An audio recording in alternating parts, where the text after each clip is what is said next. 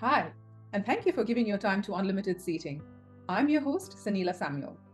Every episode, we bring to you a role model who shares her journey in an easy flowing, candid conversation. We talk about early childhood influences, career choices, and how they've navigated through biases and life in general to get to where they are at today. Through these conversations, Unlimited Seating aims to inspire, educate, and build a community that promotes and celebrates inclusion and diversity in a world where female leaders are still an exception and not the norm.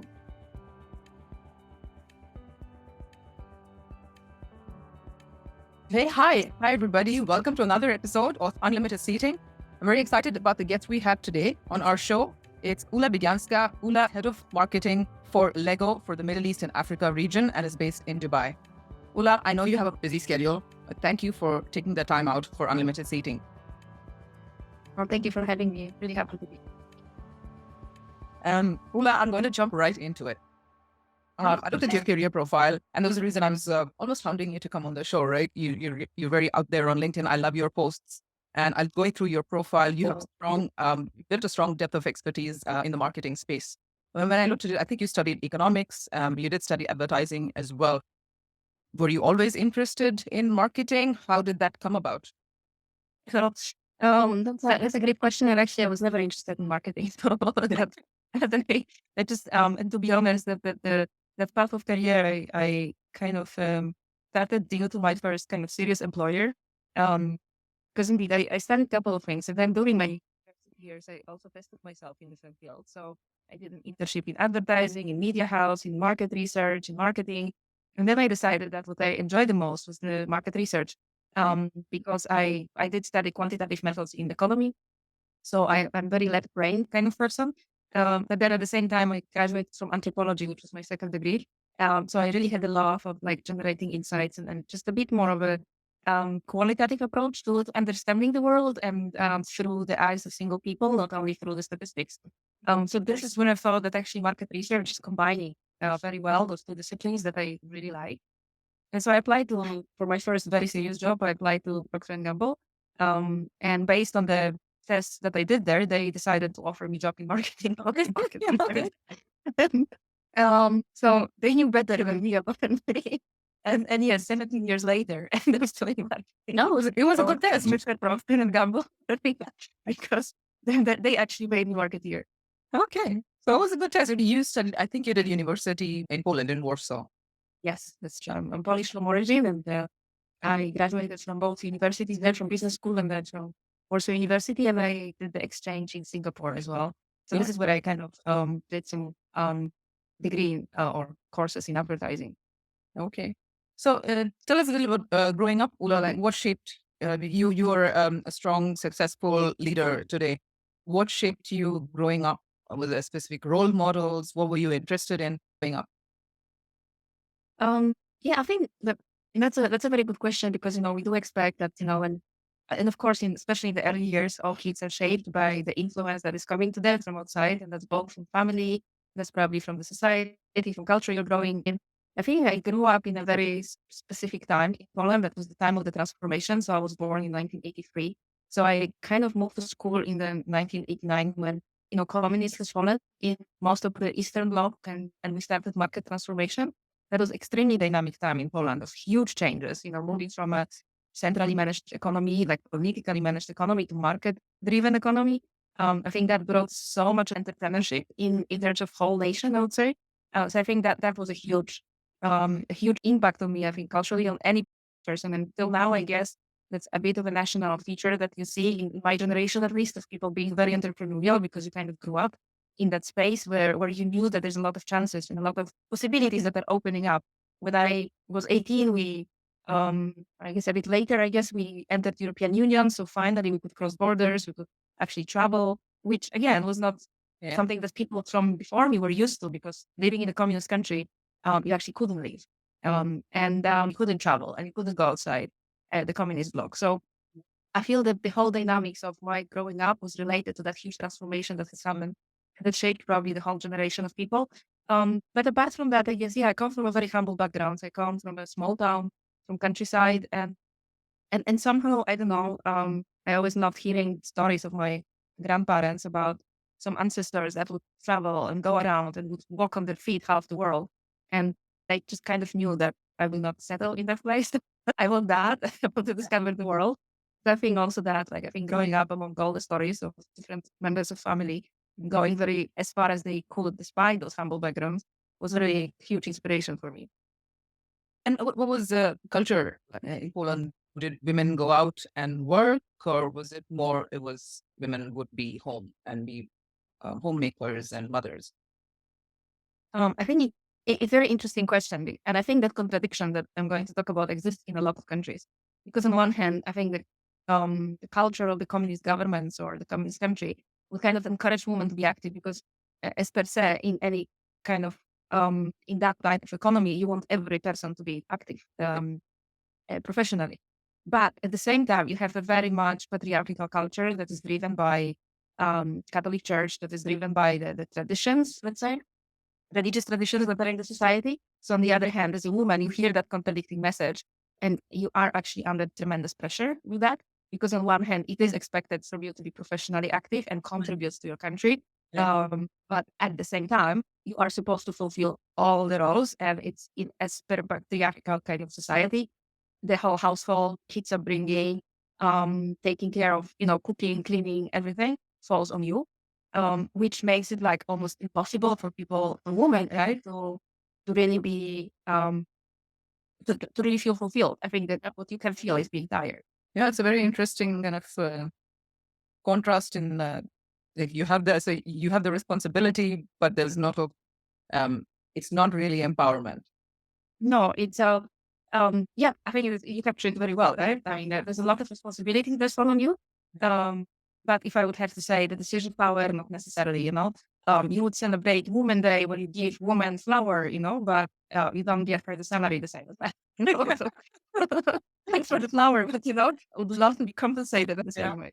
So that's, I think, a bit of a contradiction and a challenge when it comes to this type of cultures.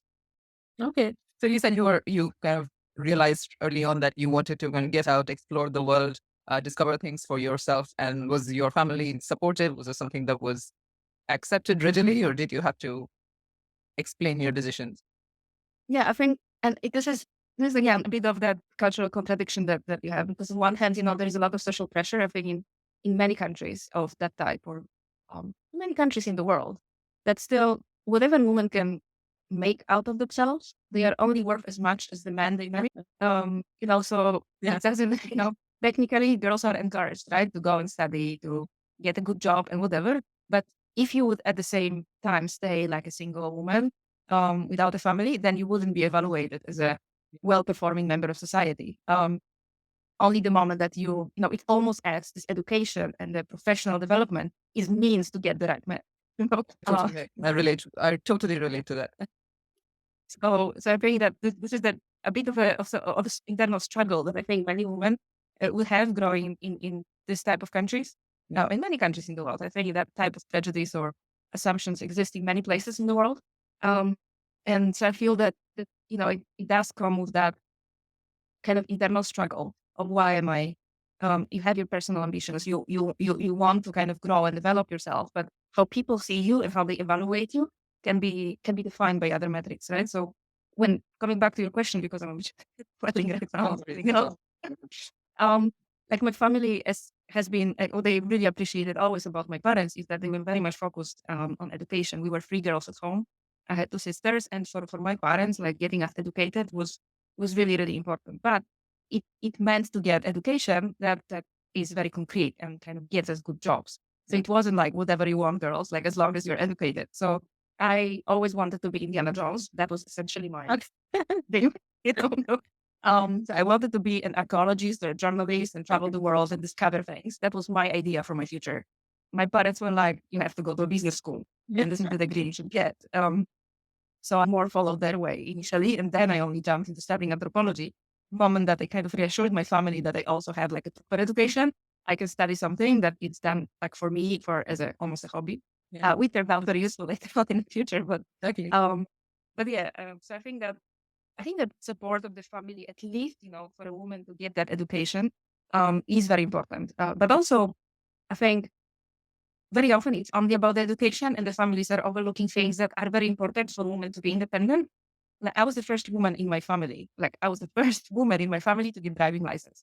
Okay. My mother, my aunties, my sisters, my sisters got the driving license later on after me. But in my family, despite generations of women don't have driving license. Okay. When you think about this, like, then it means you depend on the others to get to places either on public transport or on your husband or boyfriend or father or whoever can drive you. You have to ask for that favor. So small life skills are actually, for me, are equally important as education. Encourage girls, boys are very often encouraged, even if they are teenagers, right? Go and get summer job. But when you're a girl, very often you hear, "Oh, is it safe for you?" Or, maybe you rather help in the house or something. So getting those kind of basic also life skills, maybe small things that make you independent, can be equally important as the education. And this is where a lot of families are actually not reflecting on. And the girls require more kind of entrepreneurship and to be more self-driven to acquire those. I totally hear and agree with that. And a life skill that I would like all boys to learn is probably doing housework, cooking, and all of that stuff. Yeah, and that is really funny, right? Because people don't look at it as life skill. And for me, it's quite funny that it's gender based. Because everybody needs to eat, everybody needs to know that they have to keep themselves clean. So Procter and Gamble, where in the world were you at this time, Ula, after you did the test and you got into marketing? Yeah, so first 2 years I spent in Poland, and then I moved to Geneva. So I moved to a regional and then global role within P&G. So I did a couple of jobs there, and that was a really great experience because P&G is a great school of marketing. But not only that, I think it's a very multicultural company that also figured out through the years very well on how to mix people from different cultures, on how in a very respectful way, and also in a way to support that communication between people of really different backgrounds. So I think it was great school for me from both sides, like a great school of marketing and a great school of knowing people and knowing the differences and how to work with people from different parts of the world. So tell me a little bit there. You obviously started out, it was your first entry into corporate world. You did grow, right? You moved around a little bit and you also grew and took on more bigger roles. How did that come about? Was it, hey, Ula, I want to now target this role, so I'm going to go and make that happen? Or did it just happen organically? Other people thinking, you've done that, now I want you to do. How did that come about, that role? So I think it's a very good question. I think what is very specific about is that it's a kind of promotions from within culture. So it only recruits people on entry level and then focuses on growing them and developing them as they go. And it's up or out culture. So it's essentially, you have a certain time on an assignment to prove yourself, and then you're moving up. And then company creates opportunities for you. You can say what you're interested in, but essentially also, of course, there's a variety of roles that is available at a certain time, and you have a time frame, you have a window to get to the next job. So it's not that fully free choice, but if you're performing well, you have more of the choice. Let's say. So this is what you are able to shape. But at the same time, even in such an open-minded company as that, as a woman, you still have to face different challenges, because also people very often come from a variety of backgrounds, and they may have also cultural, very much learned prejudice and definition on how women should act or how they should behave. And that's not always easy to overcome. So even in the companies that try to have very unified culture, that is still a challenge to be a woman, for example, and to get a seat at the table, to be a woman and to act a certain way, because you will always have in the room people from backgrounds that may not necessarily agree with the fact that women should be puffy or should be acting bold or should be ambitious.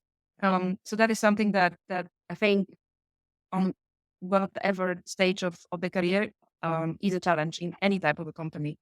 In any geography, I can really honestly say that there's still really a lot of that unconscious bias that people would have despite the best intentions and the most training that they would get.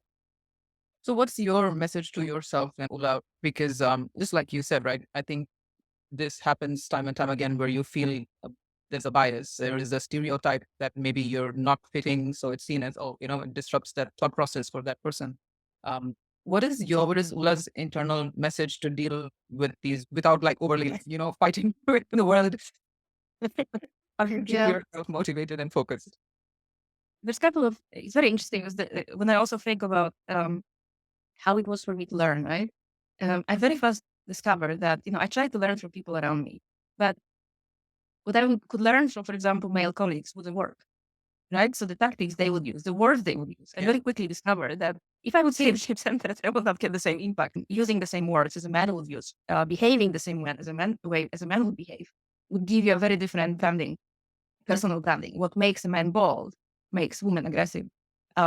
What makes men, confident, makes women almost insecure, right? Because if you're oversell yourself, you seem like you're an insecure person.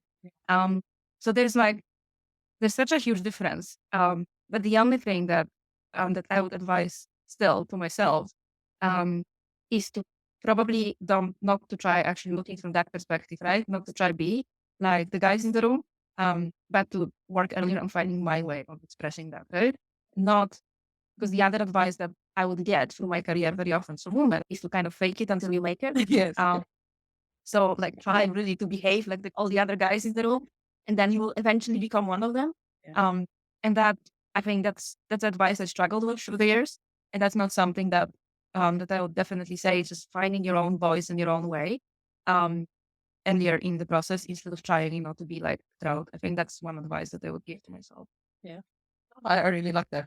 I totally agree with you on the fake it till you make it message. And it's funny how sometimes you believe that these are the recipes for success. You try it out, but still, if it's not ringing true to you, it's not who your core is. You just need to move on, like find your own way. So how about and you obviously moved on. You moved to different roles, and then you're with Lego as well, where I look at your profile. You've grown over the years to different roles of increasing responsibility. I guess again, same question, Ula, on growth, right? How did that come about? And to you, what are the role of, say, mentors / sponsors / advocates? Have they played a role in your career? Yeah, I think that's the other very good advice for anybody who is starting career, or in the middle of a career, wherever you are in career, is that mentorship. And that's as well a topic that I've struggled with for a long time. At one point in my career, I was already in Lego, in the Lego group in the earlier years, and I found myself at some point like the only woman in the room. Not only the only woman, I was also quite a young mother, and all the other people in the room were men with homestay wives. And I was on a business trip and I was leading kind of leadership meeting, and I was the only one who was really rushing to finish the trip and come back home. Because, I left my 2-year-old child with the family, but I was missing her. Yeah. And I really wanted just to be with her. And I felt like I should be. And there's, of course, social pressure for you to be there. Well, nobody else had that struggle. As well as, on the business trip, the other side of it is that it's finally the time that I can sleep. It's a mama back now. Yeah. So, if you have a business dinner, I just want to go to sleep and to use those 2 nights to get my, while everybody else is like, hey, don't be a party pooper. Let's like have a drink still, and let's hang out. I'll be the only one that is this odd one out. And later on, I had a discussion with a senior person, right, in higher up in the organization around this. And I said that, look, I'm the only woman in the room, and that just really made me feel quite awkward, right? And I don't see role models around me as well for that, because how can I learn from a guy with homestay wife how to manage career and life and everything? My challenges are absolutely different. So whatever I am going through, so it's not the person I'm going to ask advice. And then, the advice I got at that point was like, yeah, but, what you're describing is a life choice. And I'm like, which one? Like me being born a woman? Was that one the my life choice? Or me not having a homestay wife is my life choice? Like, which one out of those, because a lot of those things are just either socially driven or, just inborn. So I think I struggled really through a long time to find people I would relate to. Also because even the type of women that I would meet in my career got where they were through a lot of sacrifice. So women I met on higher positions would be usually either single or divorced. They would have gone through a lot of life sacrifices. But I didn't see any woman like me around, also on the higher positions, or someone that I would aspire to become in. And I really struggled with that, right? You could see them maybe in media, maybe you could see them, on TV or in social media. Only at some point later on, I luckily started meeting such women. I know a lot of companies are doing this type of like mentorship programs, or they try to formalize it in some way, or, having indirect reporting lines and so on. But what I very quickly figured out as a way for me, and it has always worked, I literally just bought a woman that I like. I see a woman that I find someone I aspire to or I relate to. A woman who will be, I don't know, a level up or 2 levels up in my field or in some other field, honestly. But someone who I like from personality point of view, someone who I see is dynamic and I feel has more things figured out than me or with a different set of competences than me. And I run into her or I call her and I ask her to be my mentor. And I had never received a no. Um, and those are the women that I've really met on my way. I have never got refused an advice, coffee, time to spend. And it is also where I am always trying to give back because I was granted really a lot of that advice. And a lot of women who I would always come with a very concrete problem or a challenge, not like, oh, just sit here over the coffee and gossip about our pre-life. But I wouldn't just come always with a concrete problem, challenge that I'm facing, something that I struggle with. And I would write to them about this and say, hey, I just saw that this is what I'm facing. Maybe you have gone through something similar in your career. How would you approach it? How did you overcome it? And can we have a chat around this? And I have never received a no. Some of those people became my long-term mentors. Some were focused on just that challenge that I went through, but I have had more mentors right now that I can count. But it was always because I asked. It was always because I actually raised my hand and said that I need that help and I need that support from the women that I admire and really like. If I can just actually add one small thing to that, because very often we think of mentors indeed as someone who has to be like higher up in the organization.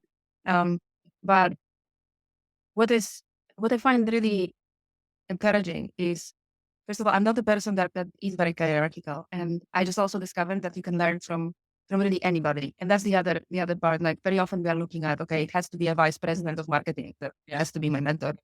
I have to say that through my time, I learned equally from first of all, my teams, right? The women who are part of my teams and men as well, right? So very often we share around as people simply have very different set of skills than us. Sometimes those people are our peers. Sometimes they are reporting to us.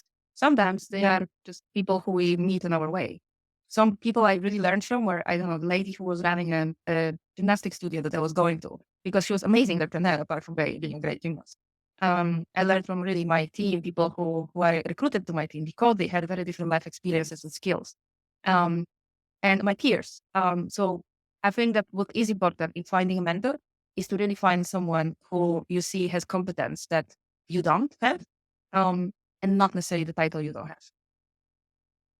That makes total sense. And I do think that people do tend to confuse mentor and the sponsor and advocate and all of these roles. And I don't think it should be the same person. Yeah, exactly. No, you're absolutely right. Sponsor is a different story, right? Sponsor in organization indeed is a person who can introduce you to people, open some doors for you. That's a different type of function, right? Well, mentor is just a person you can learn from. Absolutely. That's a great point. I'll probably ask you one more question before I switch. At what point do you, obviously, like I said, you've grown, you've switched companies, not a lot, but what prompts that change? When is it that you decide, okay, you know what, I've done this for some time, I need to start looking at something else? Well, yeah, that's a very interesting question. Sometimes I think that depends on the job, right? But sometimes you are in the life stage when you need a change, right? I think for me that was, and for most people, like when you are in the beginning, especially of the career, that's why I mentioned that when I was a student, I tried all different fields. I wanted to have internship in advertising, in media, in different fields because I was curious to see how they look like, how they function. I wanted to learn from everybody. Later on, you kind of also learn about yourself and you define for yourself what is the competence and career path that you want to follow, and you become more deliberate about the choices that you're making. And this is what also makes you a bit more long term. So that's the other part, I think, of the change. But then there's the third one, which is life is beautiful as it is full of also coincidences. Sometimes just opportunities come your way. And that was for me, for example, like that was Lego job, because the Lego recruiter was the one who called me. I actually was not applying for a job. I was recommended to it by someone till this day, I don't know who recommended. So it was some secret person out there that recommended me that I came across somewhere in my life and changed my life. And then I received a phone call from the Lego group So I think that this is something that that is also happen. Sometimes coincidences come across your way, and you just cannot resist them. So yeah, I think that there are different types of formulas for it, and they are very individual. So I see all your posts on LinkedIn, Ula, and I love that you put yourself out there, right? And you post, it's obviously there is some about work. Obviously, your work is very exciting. I'm sure your kid is always really happy and not be thinking his mother is just having fun all day at work, playing with Legos. I'm afraid most of the kids are, thinking that about the parents working like a group. So yeah, most kids would be like that. So you do post about, hey, work experiences. There's a new product launch or new store launch, a lot of things like that. But then you also have, I do see that you are focused on kind of championing diversity, having more diversity at work. Does that come to you naturally, putting yourself out there, putting your voice out there, or did you really work at it?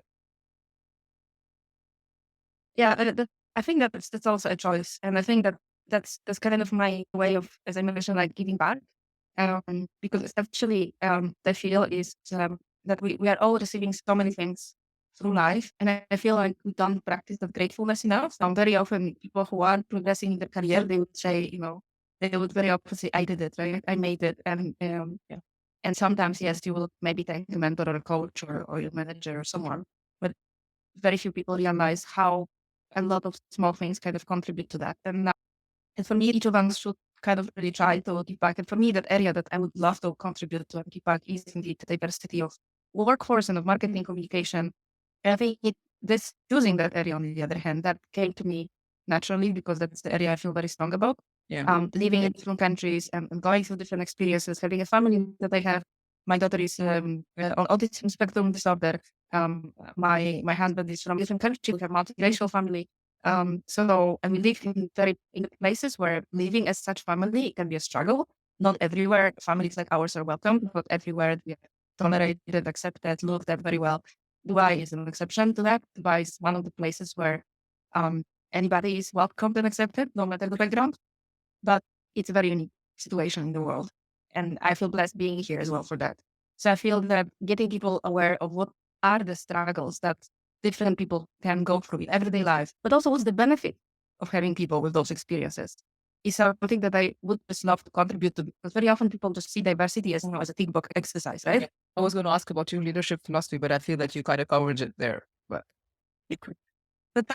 yeah, so I think it's very interesting, right? Because again, it's one of the things that you're always challenged through your career to crystallize your mission, your personal statement, your vision of yourself, of others, of your work, and so on. And I always struggled with that, right? I always struggled to somehow like put it in one sentence, the essence of who you are and who you want to be. Essentially, I think for me, it all comes down to that one sentence that I think a lot of people repeat, that people can forget what you said, people can forget what you did, but they will never forget how you made them feel.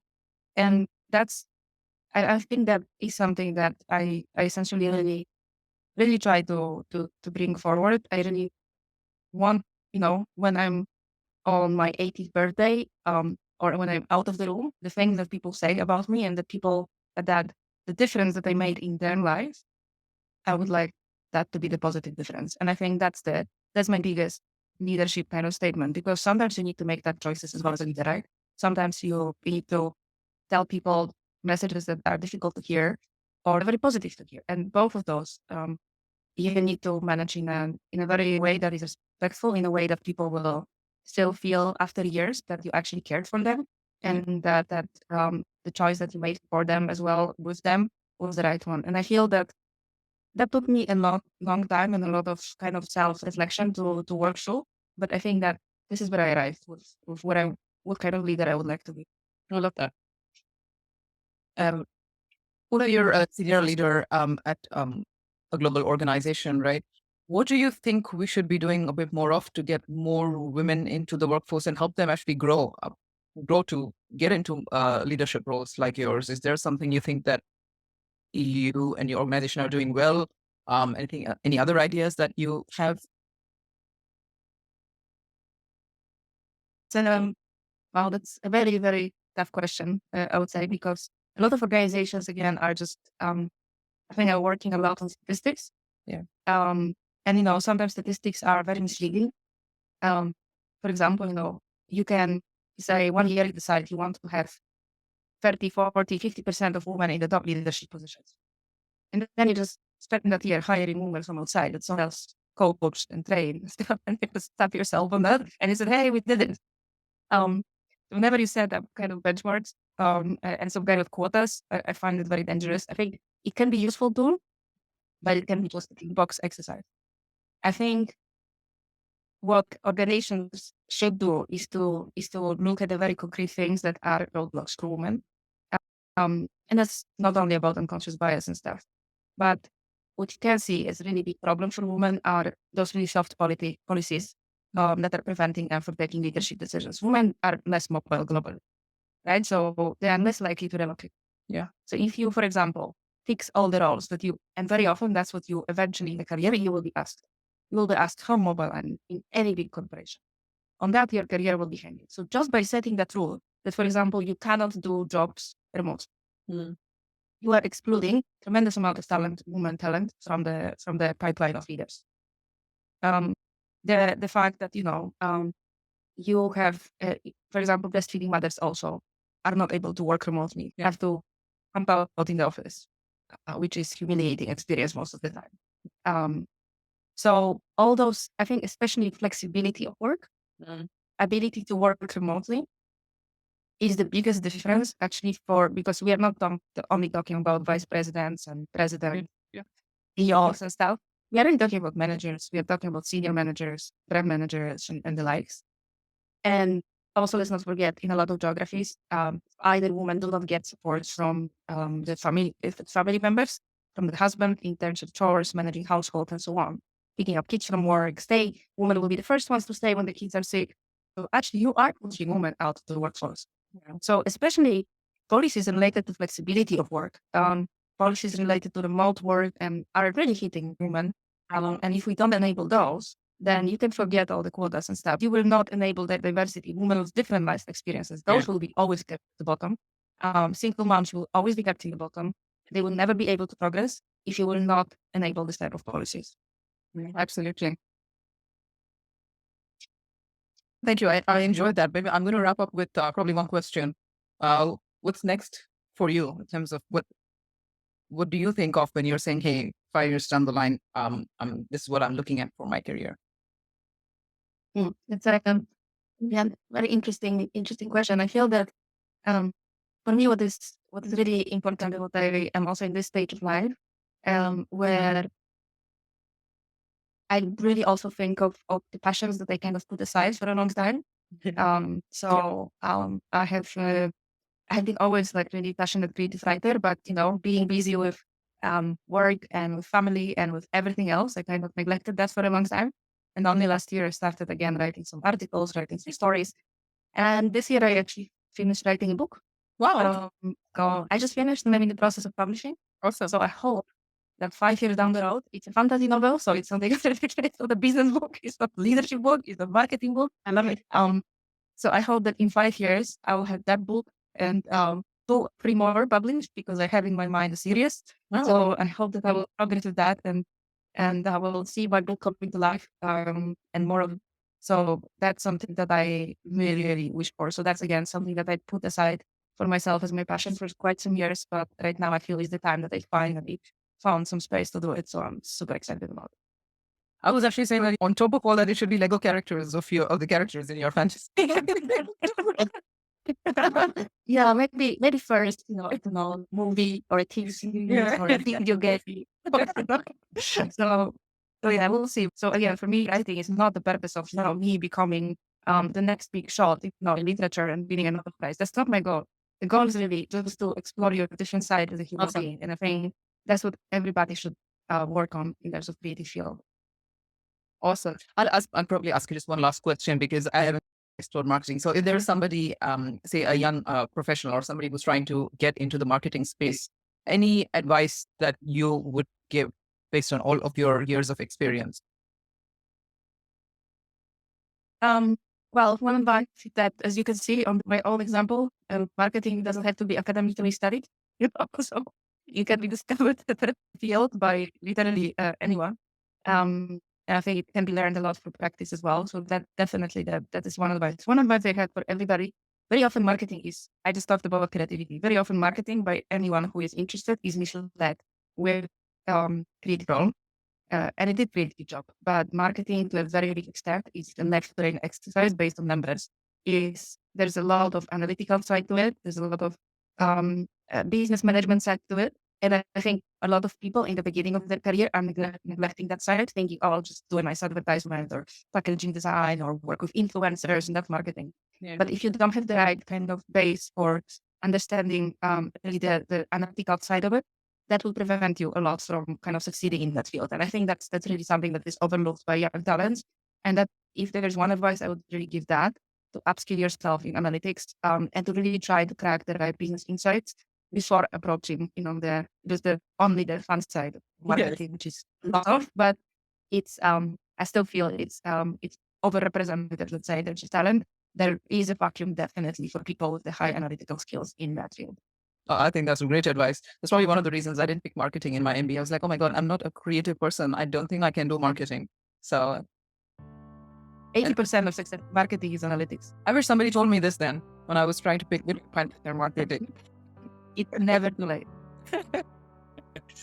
Great. Ula, thank you. It'd been a pleasure chatting with you, listening to your story. I am looking forward to that book out. Please let me know. I want to make sure to put it up on the Unlimited Seating page as well. Yeah, absolutely. I will let you know. Thank you so much for having me. It's a pleasure talking to you. Thanks, Ula.